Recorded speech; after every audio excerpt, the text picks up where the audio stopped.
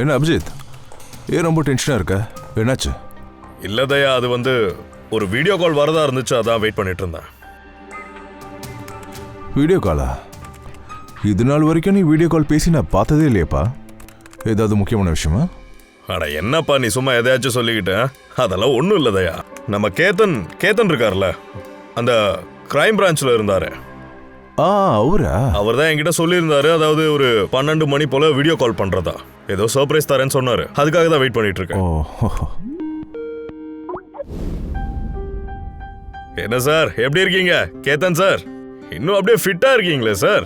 அட என்னப்பா சும்மா கிண்டல் பண்ணிட்டு இருக்க. ரிட்டையர் ஆனதுக்கு அப்புறம் வயிறு கொஞ்சம் பெருசா வெளியே தெரிய ஆரம்பிச்சிருச்சு. மறுபடியும் எக்ஸசைஸ் பண்ணணும். அட இல்ல சார், நான் நிஜமா தான் சொல்றேன். ரொம்ப ஸ்மார்ட்டா இருக்கீங்க சார்.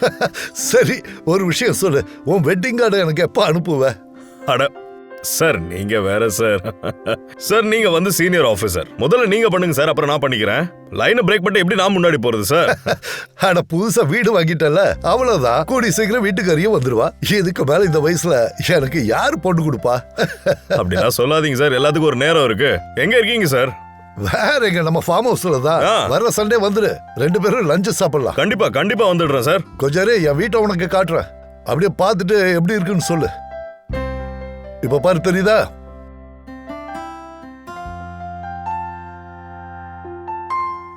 இப்ப நான் உனக்கு என்னோட ஸ்டடி ரூமை காட்டுறேன் பாரு.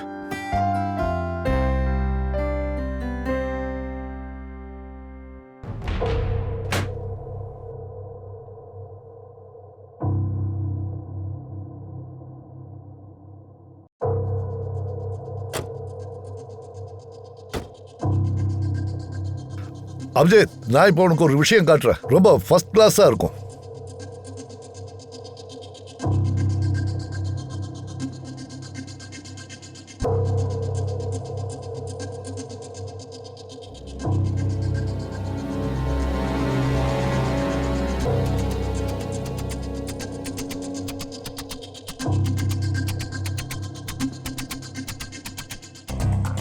எப்படி இருக்கு அபிஜித்? இதுதான் என்னோட study room. Sir super sir, அருமையா இருக்கு. என்ன சார் ரொம்ப எம்டியா இருக்கு? ஃபர்னிச்சர் மட்டும் வந்துருச்சுன்னு வச்சுக்கோங்க, சும்மா சூப்பரா இருக்கும். கேத்தன் சார்,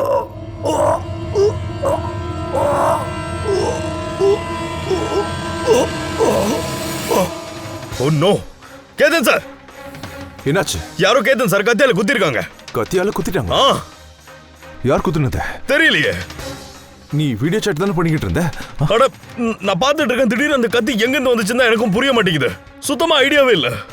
என்ன?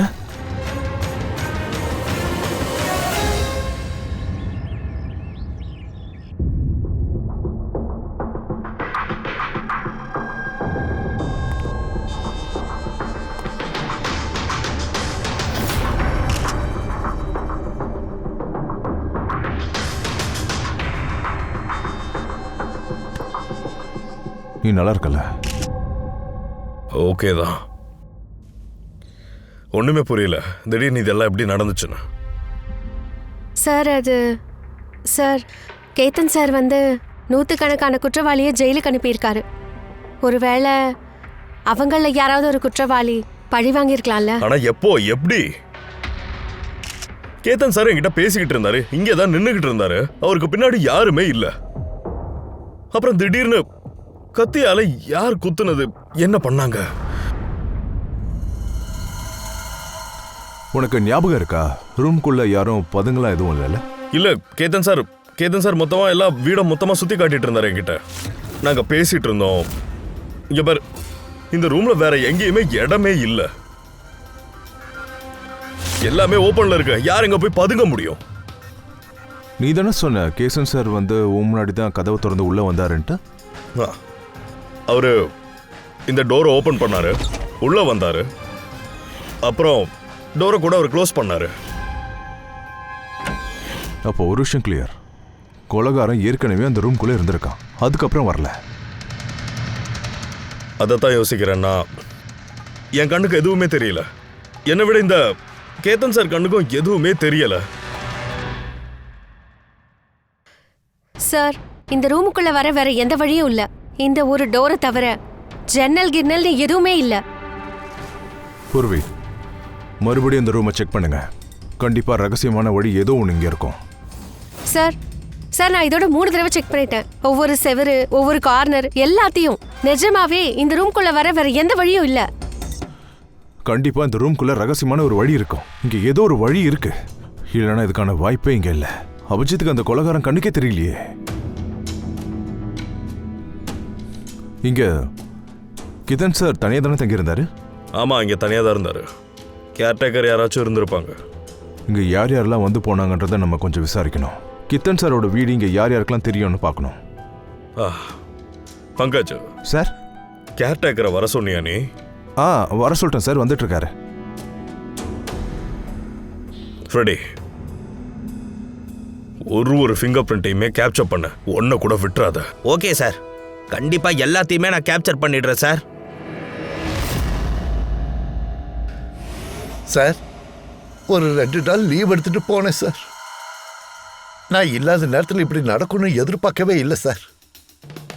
உன்னை தவிர இந்த வீட்டுக்கு யார் யாரெல்லாம் வந்து போவாங்க? கேத்தன் சார், அப்புறம் கார்பெண்டர்.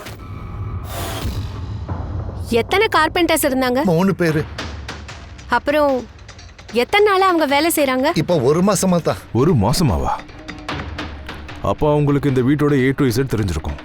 கார்பெண்டரை கேத்தன் சார் எங்க இருந்து கூப்பிட்டாரு? கேத்தன் சாருக்கு ரொம்ப தெரிஞ்சவங்களா இல்ல வெளியேந்து யாராவது அனுப்பி இல்ல வச்சாங்களா? சார், அவங்க கேத்தன் சாருக்கு ரொம்ப தெரிஞ்ச ஆளுங்க தான். அவங்க இதுக்கு முன்னாடி சார் இந்த வீட்டுக்கு கூட கார்பெண்டர் வேலை பண்ணியிருக்காங்க. நல்லா தெரியுமா? வேற யாரும் வரலையா? இல்ல சார். சார், இப்பதான் ஞாபகம் வருது. இன்னும் 2 பேரும் வந்திருந்தாங்க. ஒருத்தன் இன்டர்நெட் கம்பெனின்னு சொல்லிட்டு வந்தான். அப்புறம் இன்னொருத்தன் வாட்டர் பைப்லைன் செக் பண்ண வந்தான். அவங்க வீடு ஃபுல்லா செக் பண்ணாங்க சார். சாரும் அதுக்காக என்ன ரொம்ப திட்டினாரு. ஏன் திட்டினாரு? அவங்கள வீட்டுக்குள்ள விட்டதுக்காக. அவங்க 2 பேரும் இங்க வர்றதா சார் கிட்ட முன்னாடியே சொல்ல போல இருக்கு. அது மட்டும் இல்லாம சார் இன்டர்நெட் கனெக்ஷனுக்கு யார்கிட்டயும் சொல்லவே இல்லையா. இதெல்லாம் எப்ப நடந்தது? அது ஒரு 2-3 வாரம் இருக்கும். கண்டிப்பா அவங்க 2 பேர் தான் ஏதோ ஒன்று பண்ணியிருக்கணும். 5 வருஷத்துக்கு முன்னாடி இந்த கேஸை நீங்க சால்வ் பண்ணீங்க அப்படின்னா கித்தன் சாரை தவிர வேற யார் இருந்தாங்க அந்த டீம்ல? நான், பூர்வி, கேத்தன் சார், அப்புறம் மகன்.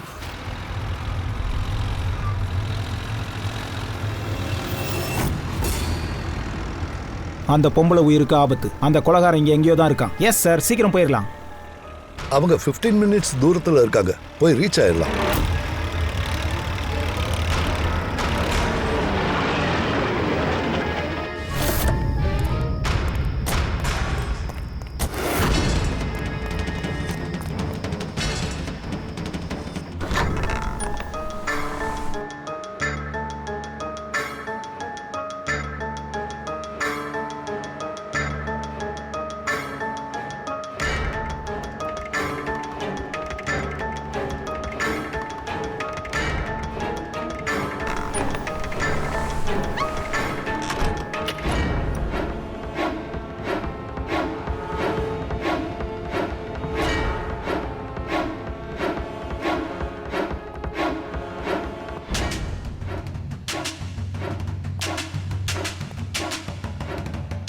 சார், இங்க எங்கேயுமே அந்த பொம்பளைய காணோம்.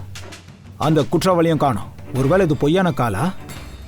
நம்மளுக்கு கால் பண்ணி இங்க வர சொல்லியிருக்காங்கன்னா ஏதோ ஒரு காரணம் இருக்கும். அந்த காரணம் இங்க எங்கேயோ தான் இருக்கணும்.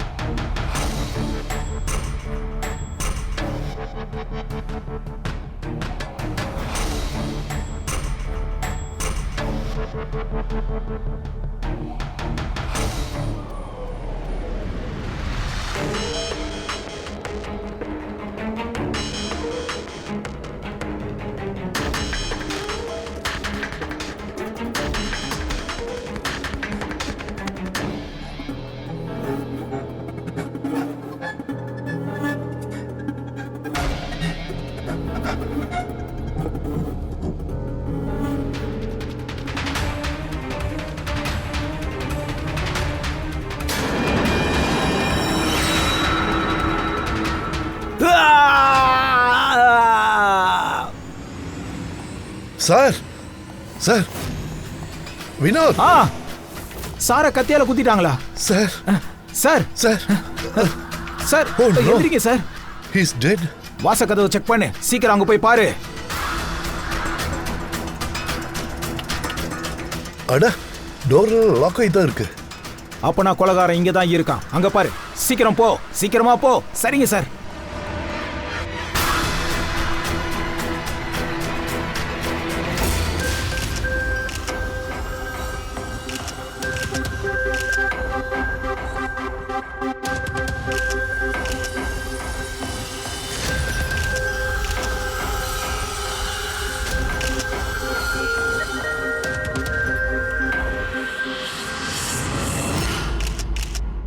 இங்க யாருமே இல்லையா? ஆ சார் உண்மையா தான் சொல்றேன். இங்க சாரையும் எங்களையும் தவிர வேற யாருமே இல்ல. எனக்கு ஒண்ணுமே புரியல சார். இதெல்லாம் எப்படி செஞ்சாங்க? நீங்க எல்லாரும் எதுக்கு இங்க வந்தீங்க? சார் ஒரு லேடி கால் பண்ணியிருந்தாங்க, அவங்க உயிருக்கு ஆபத்துன்னு. அவங்கள காப்பாத்துறதுக்காக தான் இங்க வந்தோம். ஆனா இங்க வந்து பார்த்தா எந்த லேடியுமே இல்ல. ஃபோன் கூட ஏதோ பிரைவேட் நம்பர்ல இருந்து கால் பண்ணியிருக்காங்க. அப்படியா? இது எல்லாமே ஒரு சதி வேலை தான். பக்காவா பிளான் போட்டு அடிச்சிருக்கான். சார் இவன் இங்க வாட்ச்மேனா இருக்கான் சார். ராத்திரி குடவுன் எத்தனை மணிக்கு க்ளோஸ் பண்ணாங்க? ராத்திரி 10 மணிக்கு சார். அப்ப இங்க யாராச்சும் இருந்தாங்களா? இல்ல சார், நான் நல்லா செக் பண்ணிட்டேன். இங்க யாரும் இல்ல. ஒருவேளை நீங்க உள்ள வந்ததுக்கு அப்புறம் இந்த டோரை அப்படியே லாக் பண்ணாம போயிட்டீங்களா என்ன? இல்ல சார், உள்ள வந்ததும் முதல்ல டோரை தான் லாக் பண்ணோம். சார் கொலை நடந்ததுக்கு அப்புறம் டோரை தான் செக் பண்ணேன். உள்ள லாக் பண்ணி இருந்துச்சு. கொலகார அப்ப ஏற்கனவே உள்ள இருந்திருக்கான். கேத்தன் சார் வீட்டில் இருந்த மாதிரி ஒரே கதவு க்ளோஸா இருந்துச்சு, எந்த ஒரு ஜன்னலுமே இல்லை. கொலகாரன் எப்படி மாயமா மறைஞ்சான்? சார் மறுபடியும் இன்னொரு ஆபீசரை கொலை பண்ணிருக்காங்க. அவரை நமக்கும் தெரியும். எனக்கு அந்த கொலகாரனை தெரியும் தான் தோணுது. அபிஜித், உனக்கு எப்படி கொலைகாரனை தெரியும்னு சொல்ற? நீ தான் அவனை பார்க்கவே இல்லையே. எனக்கு புரிஞ்சிருச்சு சார். நீங்க யாரை டார்கெட் பண்றீங்கன்னு எனக்கு தெரிஞ்சிருச்சு.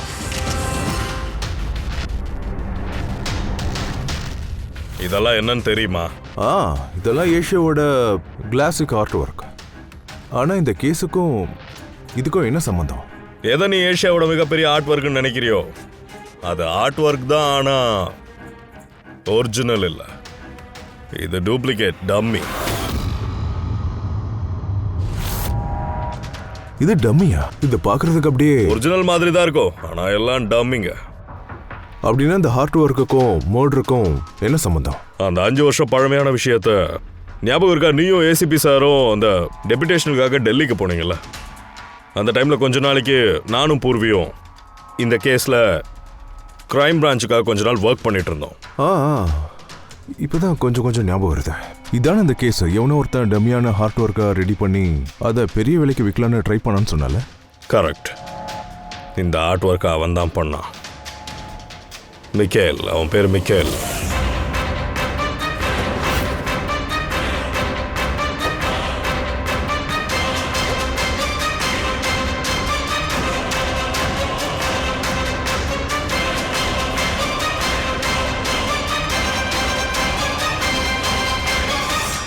ஆனா அதனால மிக்கேலோட திறமையோ கலை நுணுக்கமா குறைஞ்சதே இல்லை. சரியான ரூட்ல மட்டும் போயிருந்தானா மிக்கேல் மற்றவங்கள விட திறமசாலியானவன். அதனால தான் ஒரு நாள் யோசிச்சிருக்கான் போல இருக்கு, ஒரிஜினல் பெயிண்டிங்கை யார் வேணா செய்யலான்னு.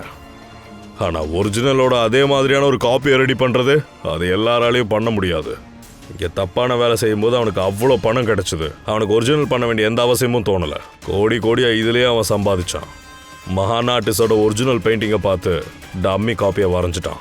ரொம்ப கலை நுணுக்கமாக அதை செஞ்சதால அதை ஒரிஜினலாக இல்லை டம்மியான அவ்வளோ சீக்கிரம் யாராலையும் சொல்ல முடியாது. அவனும் அந்த 20-30 இயர்ஸ் பழைய கேன்வாஸில் தான் பெயிண்ட் பண்ணியிருப்பான். ஏதோ ஒரு பழைய மாஸ்டர் பீஸை அப்படியே டிட்டோ காப்பி பண்ணி வச்சிருக்கான். தண்ணி தலைக்கு மேலே போனதும் பல ரசிகர்கள் கோடிக்கணக்கில் பணத்தை ஏமாந்ததும் கிரைம் பிரான்ச் மிக்கேலை பிடிக்கிறதுக்கான பொறுப்பை எங்கள் 4 ஆஃபீஸர்ஸ்க்கும் கொடுத்தாங்க. கேத்தன் சார், மயங்க், பூர்வி, அப்புறம் நான். மிக்கேலை கண்டுபிடிக்கிறது அவ்வளோ சுலபமான வேலை இல்லை. சொல்லுவாங்கல்ல, எறும்பை பிடிக்கணும்னா சர்க்கரையை வச்சுதான் ஆகணும்னு. இந்த கலைஞனை பிடிக்க வேண்டிய சர்க்கரை இவனோட பழைய கேன்வாஸ், அப்புறம் அந்த கெமிக்கல்ஸ், அவன் அதை தான் யூஸ் பண்ணிக்கிட்டு இருக்கான். 100-200 வருஷம் பழமையான மாஸ்டர் பீஸை தான் அவன் பயன்படுத்திட்டு இருக்கான். அதுக்கப்புறம் நாங்கள் எல்லா ஆர்ட் கேலரி, ஷாப்ஸ் அப்புறம் எல்லாத்தையும் கண்காணிக்க ஆரம்பித்தோம். அங்கே தான் இந்த மாதிரி பொருளெல்லாம் கிடைக்க ஆரம்பிச்சது. யாரெல்லாம் இந்த மாதிரி பொருளை வாங்க வராங்களோ அவங்க டீட்டெயில்ஸை நாங்கள் உட்காந்து கலெக்ட் பண்ணோம்.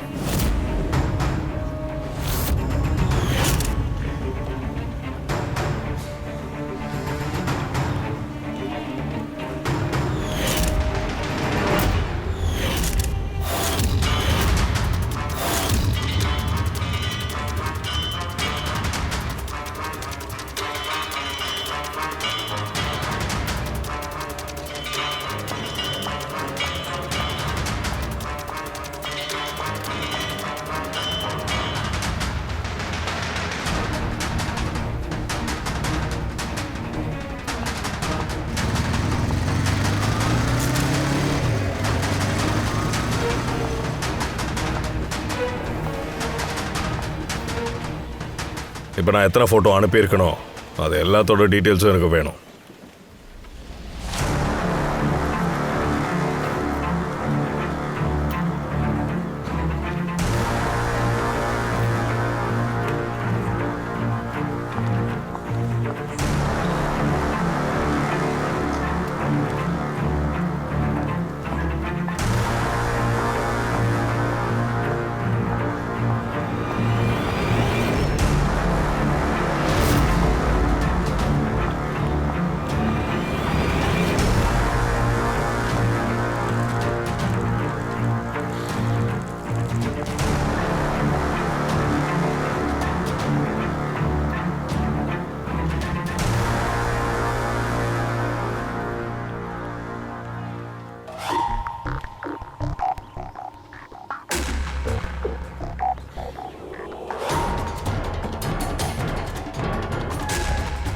ஒரு வாரத்துக்கு அப்புறமா நாங்கள் ஒரு பொண்ணை பார்த்தோம்.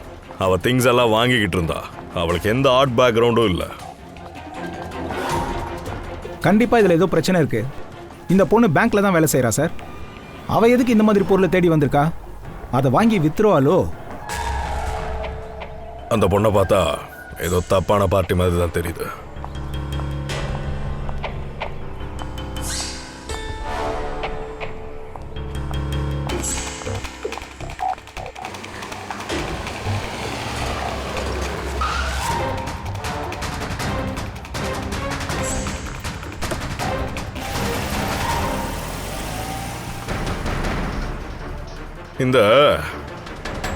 இந்த போன பொண்ணு ஒரு ஃப்ராடு. அவன் எங்கே போகிறான்னு போய் ஃபாலோ பண்ணி பாரு போ.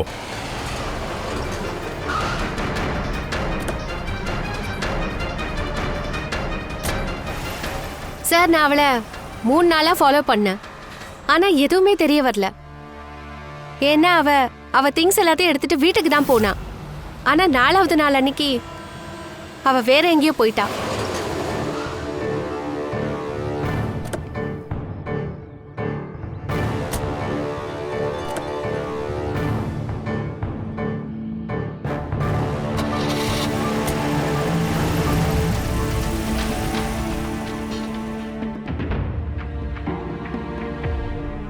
மிக்கல், மிக்கல், மிக்கல், இந்த மிக்கல் என்ன இன்னும் லஞ்ச் கூட சாப்பிடாம இருக்கு?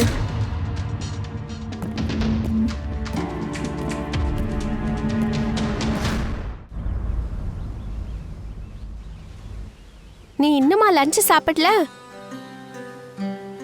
அந்த அளவுக்கு வேலையில பிஸியா இருக்கியா? சாப்பிட கூட மறந்துடுற. நான் உன்னை பார்த்துக்கிட்டே இருந்தா வயிறு நிறைஞ்சிரும். டார்லிங், பொண்டாட்டிக்கு ஐஸ் வைக்க இது ரொம்ப பழைய விஷயம்.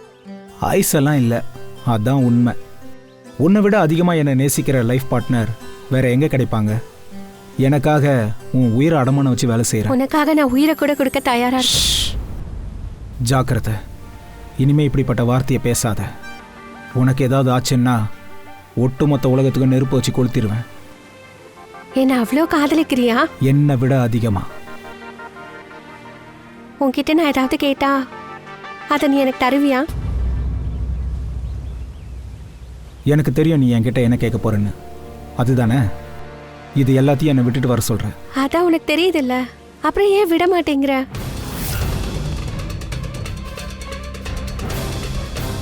மனுஷனுக்கு வாழ்க்கையில் 2 போதை இருக்கும். என் காதல் போதையே நீ நிறைவேற்றி வைக்கிற. அடுத்த 2வது போதை கலை. என்னோட இந்த கலை பொக்கிஷம். இதில் ஏதாவது ஒன்று என்னை விட்டு போயிடுச்சுன்னா நான் மொத்தமாக உடஞ்சி போயிடுவேன். நான் என்ன எதிர்பார்க்குறேன்னா, இதிகாசம் என்ன ரொம்ப நல்ல புருஷன், அப்புறமா ஒரு நல்ல ஹார்ட் திருடன் ஞாபகம் வச்சுப்பாங்க. போதும் மிக்கேல், நீ நிறைய இதிகாசத்தை எழுதிட்ட. இதுக்கப்புறம் மீதி கதையை போய் ஜெயிலில் உட்காந்து எழுதிக்க.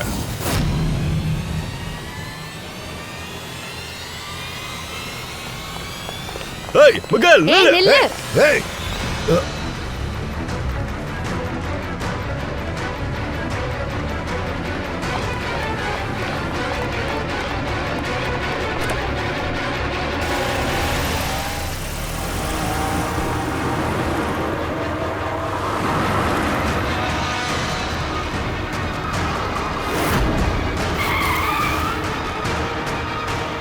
ப்ளீஸ், நான் சொல்றத கேளு. பிடிவாதம் பிடிக்காத.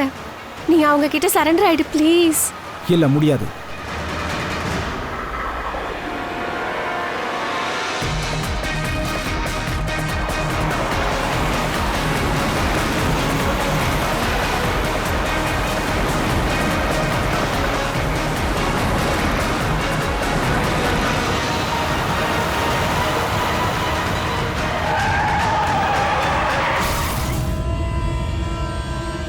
She is dead, sir.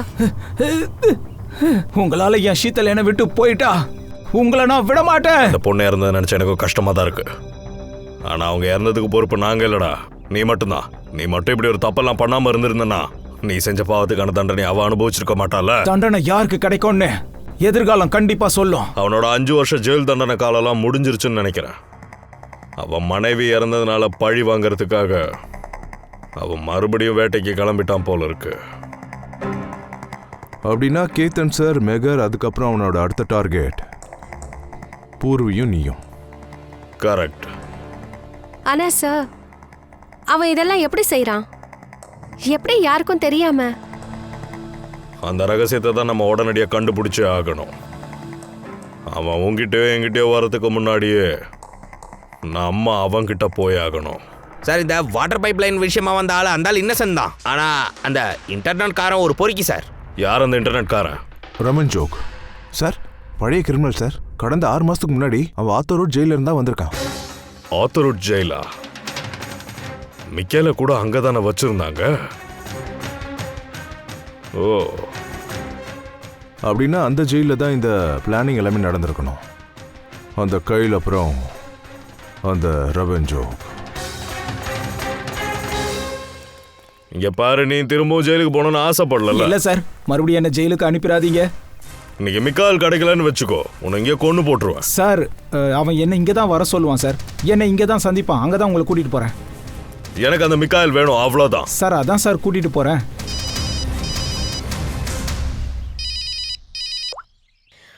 ஹா சாந்தி, என்ன அப்பாக்கு உடம்பு சரியில்லாம போச்சா? திடீர்னு என்னாச்சு? அது நான் கேஸ் விஷயமா வெளியே இருக்கேன். என்னாச்சு சார், அப்பாக்கு திடீர்னு உடம்பு முடியலையா? அது சாந்தி நர்ஸ் இருக்காங்கல்ல, அவங்க தான் பாத்துக்கிறாங்க. அதான் கால் வந்திருக்கு. சரி, அப்போ நீ கிளம்பு பூர்வி, நான் பாத்துக்கிறேன் இதை. சார், ஓ, ஏதாச்சும் தேவைப்பட்டா கால் பண்ணு.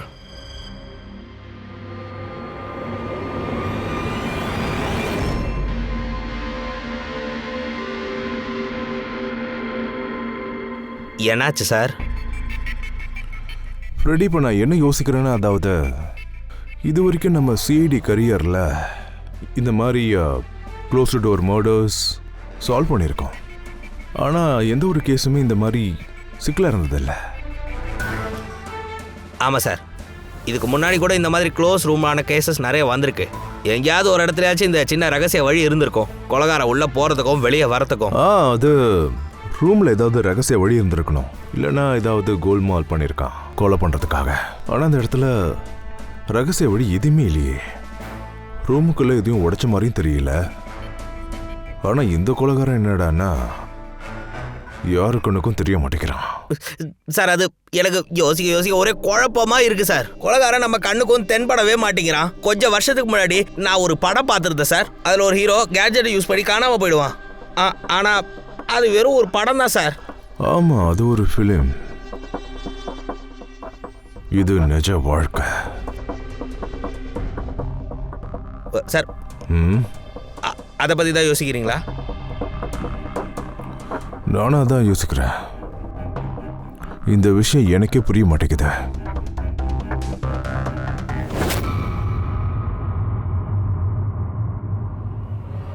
ஓ மை காட், இதான் விஷயமா?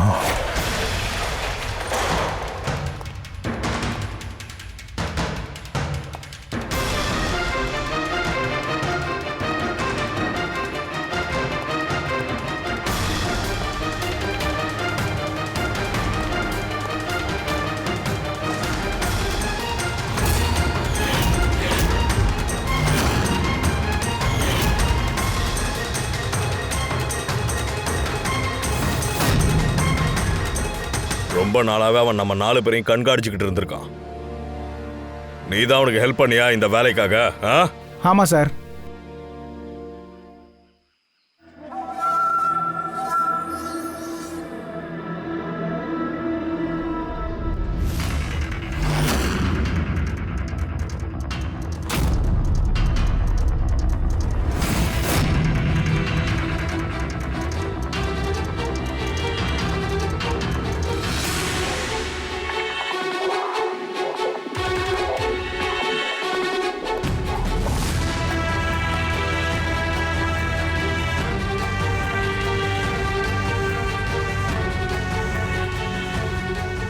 ஆனா இந்த வால்பேப்பர் ஃபர்னிச்சர் அதெல்லாம் எதுக்கு அவன் போட்டோ எடுத்து வச்சான்? அவன் என்கிட்ட என்ன சொன்னானோ அதே மாதிரி ஃபோட்டோ எடுத்து அனுப்பிட்டேன் சார். இதை வச்சுக்கிட்டு அவன் என்ன பண்ண போறான்னு எனக்கு தெரியாது சார்.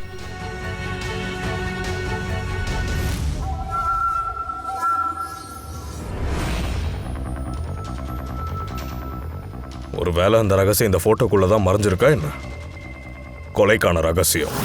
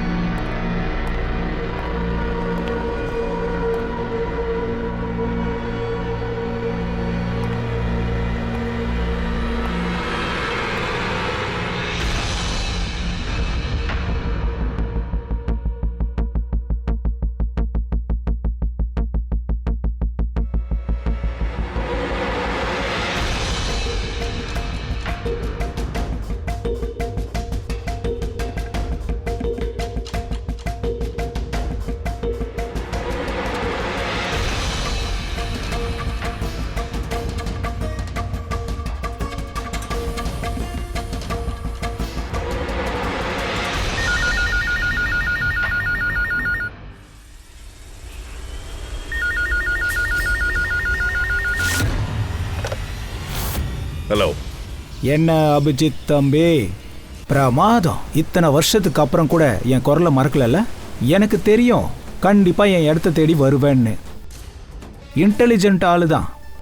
ஐ எம் சாரி, உன்னை வரவேற்கிறதுக்கு நான் வீட்டில் இல்லைன்னு வருத்தமா இருக்கு. உன்னை சிஐடி வரவேற்கிறது வா, திரும்ப உன்னை தூக்கிட்டு போய் ஜெயிலில் போடுவோம்ல, அப்ப பாத்துக்கோ. ஜெயிலுக்கு நான் அப்பதானே போவேன். அதுக்கு உங்க கண்ணில் நான் மாட்டினா தானே.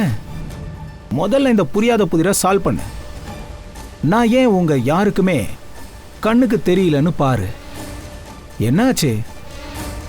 ரொம்ப தீவிரமா யோசிக்கிற போல. ஒத்துக்கிறேன், நீ பெரிய இன்டெலிஜென்ட். ஆனா என்னை பொறுத்த வரைக்கும் அப்படி இல்லை. இந்த கேஸை நீ சால்வ் பண்ணவே முடியாது. இந்த கேஸ்ல நீயும் பூர்வியும் செத்து தொலைஞ்சாதான் முடிவுக்கு வரும். Michael, no no no no no no no, கோவப்படாதப்பா. ஏன் கோவப்படுற? கோவப்பட்டு உன்னோட பிபியை எதுக்கு ஏத்திக்கிற? சரி போ, உனக்கு சின்னதா ஒரு இன்ட்டு தரேன், ஓகேவா? உன்னை அந்த இடத்துல மீட் பண்றேன். எந்த இடத்துல இந்த கதை ஆரம்பிச்சதோ அந்த இடத்துல மீட் பண்றேன். எந்த இடத்துல என் ஷீத்துல தட்டி பறிச்சியோ அங்க. பூர்வி சாகிறதுக்கு முன்னாடி அந்த இடத்துக்கு வந்து சேர்ந்துருவல்ல? மிக்கேல் ஏய், ஏய், டேய்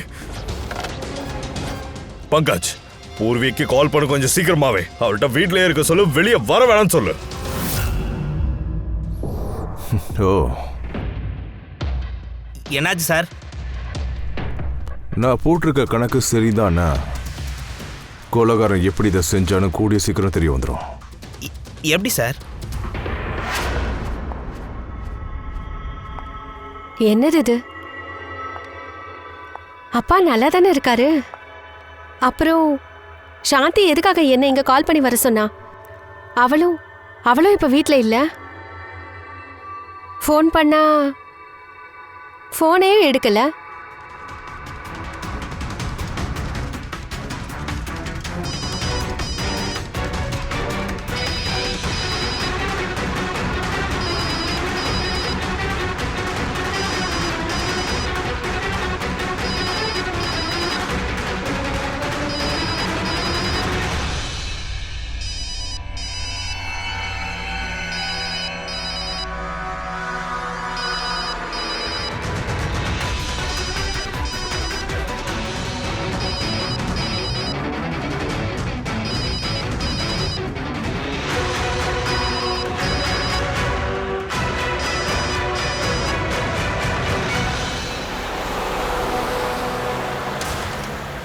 சார், இந்த பூர்வி ஃபோனே எடுக்க மாட்டேங்கிறா சார். என்ன, போனை எடுக்கலையா? ஏதாச்சும் பிரச்சனையா என்ன? சார், நிக்கில் அங்கே முதலே போயிட்டானே என்னவோ. இருக்கலாம். அவ வீட்ல இருந்து ஒரு ஃபோன் கால் வந்துச்சுல்ல, அவங்க அப்பாவுக்கு உடம்பு சரியில்லைன்னு சொல்லிட்டு. அதை அவன் பண்றதுக்கான வாய்ப்பு இருக்கு. சார், பூர்விக்கு எதுவும் ஆயிடாதில்ல? அநேகமா நம்ம கரெக்டான டைமுக்கு போயிடலாம்னு நினைக்கிறேன். அவன் மேல மட்டும் அவன் கையை வைக்க ட்ரை பண்ணா கொன்னுடலாம்.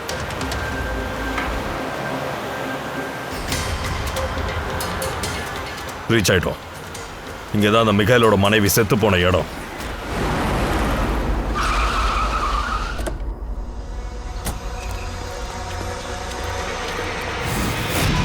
பூர்வி,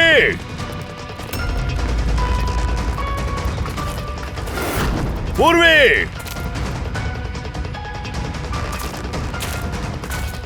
பூர்வி, பூர்வே! அந்த பக்கம் போய் செக் பண்ணு. பூர்வி, பூர்வி!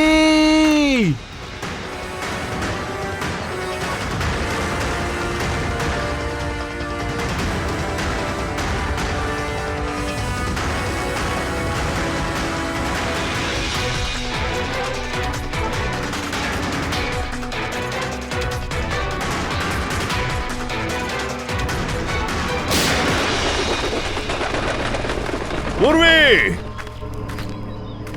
பூர்வி!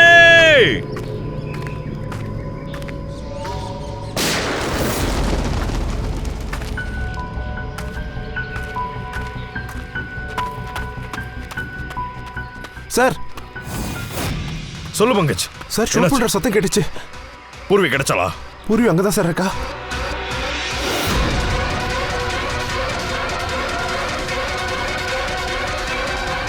கவலைப்படாத அபிஜித், அவ இன்னும் சாகல. ஆனா அவகிட்ட நீ நெருங்கலான்னு பார்த்தா என்னோட ஃபிங்கர் ட்ரிகர்ல தான் இருக்கு. புல்லட் உன்னை விட வேகமா அவகிட்ட போய் சேர்ந்துரும். மிக்கேல், ஷூட் பண்ணாத. இங்க பாரு, நீ பழி வாங்கணும்னு ஆசைப்படுறல, நானே வந்திருக்கேன் மிக்கேல். ப்ளீஸ் பூர்வியை விட்டுரு. இங்க பாரு, இந்த திலாலங்கடி வேலைலாம் என்கிட்ட வேணாம். உன்னால என்ன பார்க்க முடியாது, ஆனா என்னால உன்னை தெல்ல தெளிவா பார்க்க முடியும்.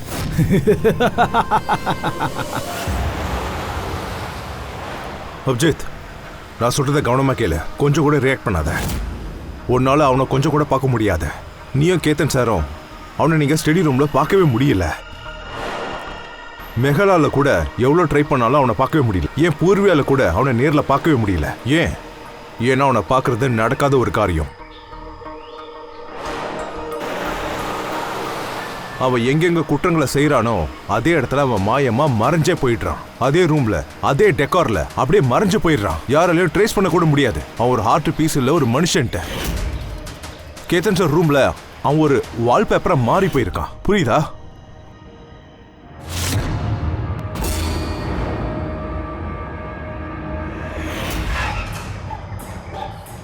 அப்புறம் மெஹரோட அந்த வேர் ஹவுஸ்ல அவன் அப்படியே போர்ட்ரேட்டா மாறி இருக்கான்.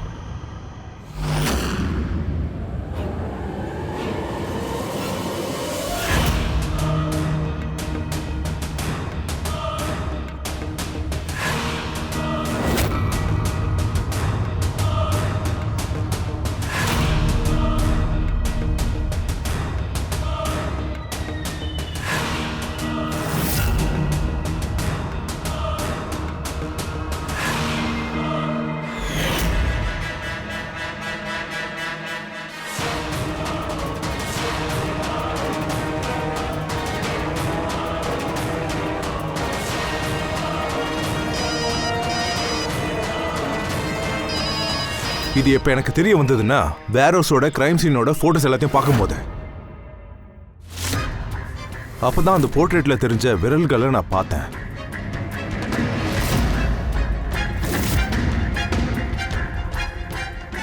அது போர்ட்ரேட் இல்ல, இவனே தான், மிகேலே தான். ஓகே தயா, கேமஃப்ளாஜ் போதற்குள்ள எங்கேயோ தான் மறைஞ்சிருக்கான். பங்கஜ், நீ இங்கே நில்ல, பூர்வியை வாட்ச் பண்ணிக்கிட்டு இரு. மிக்கேல், நாங்க எதுவும் பண்ண மாட்டோம், நாங்க இங்க இருந்து கிளம்புறோம். ஆனா நீ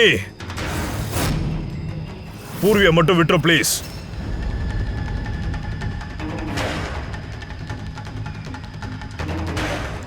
தேவையில்லாம ரத்தத்தை வச்சு விளையாடாத சொல்லிட்டேன்.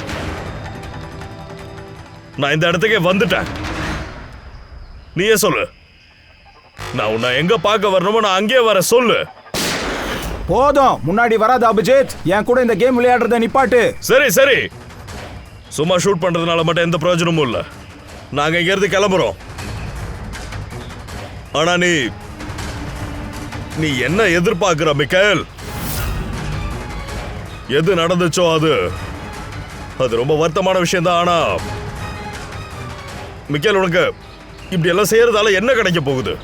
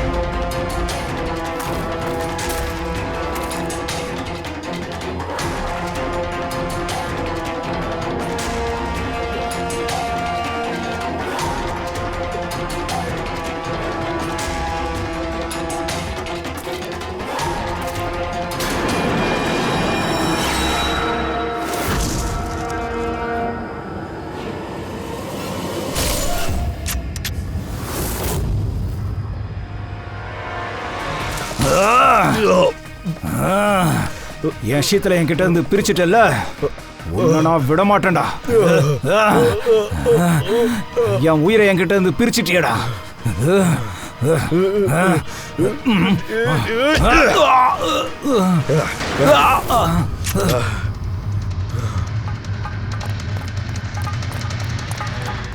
உனக்கான இடம் அது ஜெயில் தான்டா. ஆனா இந்த தடவை உன்னால வெளியே வரவே முடியாது. நேரா போய் தூக்குல தொங்கிடுவேன். என் பொண்டாட்டி எரியிற சிதை நெருப்புல சத்தியம் பண்ணிட்டு வந்தேன். உங்க 4 பேரையும் சுடுகாட்டுக்கு அனுப்பி வைக்காத வரைக்கும் நான் சாகவும் மாட்டேன், அடங்கவும் மாட்டேன். 2 பேர் போய் சேர்ந்துட்டாங்க. இப்ப நீங்க 2 பேர் தான் மீதி இருக்கீங்க. உங்க சட்டத்துக்கிட்ட சொல்லி வை, ரொம்ப ஸ்ட்ராங்கான ஒரு ஜெயிலை ரெடி பண்ண சொல்லு. எப்படிப்பட்ட ஜெயிலா இருந்தாலும் உன்னை என்கிட்ட இருந்து காப்பாற்ற முடியாது. சரி, கிளம்பு ஜெயிலுக்கு. வாடா.